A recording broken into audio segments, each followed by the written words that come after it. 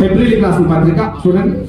విశ్వాసము లేకుండా దేవుడికి ఇష్టడై ఉండుట అసాధ్యము. ఇది సత్యమేనా కాదా? సత్యమేనా? సో దేవుడికి ఇష్టడై ఉండాలంటే మనకేం కావాలి?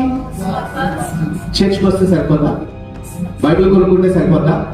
ఉపవాసం ఉంటే సరిపోద్దా? తెలిసి తెలియని ప్రార్థన మన మనసులో నుంచి చేస్తే సరిపోద్దా? పొద్దుటి సాయంత్రం దాకా మోకరిల్లి చర్చిలో ఉంటే సరిపోద్దా? చెప్పండి. ఎన్ని చేసినా మన హృదయంలో విశ్వాసము లేకపోతే దేవుడికి ఇష్టడుగా ఉండడము అసాధ్యమాట.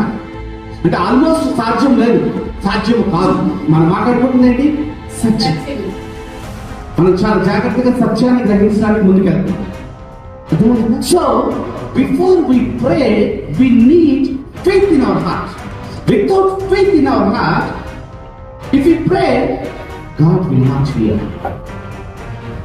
చర్చికి వచ్చి బైబిల్ చేతిలో పట్టుకొని ఇలా నిద్రపోతే దేవుడికి ఇష్టం. మీరు 4 రోజులు, 2 నెలలు, 5 నెలలు, 10 నెలలు, 5 సంవత్సరాలు, 10 సంవత్సరాలు నిద్రపోండి. నా బిడ్డ పాప చర్చికి వచ్చి నిద్రపోతున్నాడు, ఇంట్లో నిద్రపోకుండా అని ఇష్టంగా ఫీల్ అవుతారా దేవుడు? మరి ఎప్పుడు ఇష్టపడతాడు మనల్ని దేవుడు అంటే విశ్వాసం అన్నమాట దేవుడు.